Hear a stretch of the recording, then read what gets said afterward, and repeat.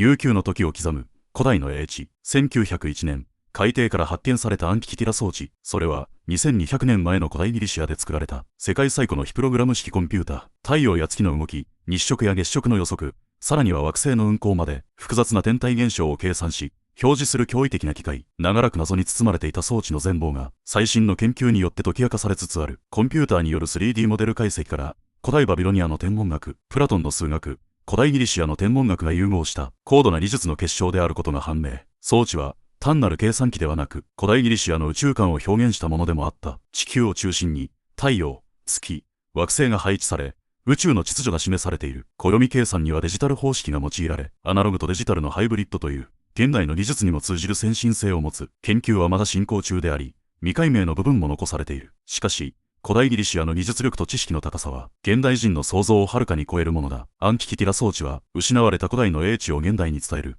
貴重な遺産である。視聴者の皆様の見解を、コメント欄でお聞かせください。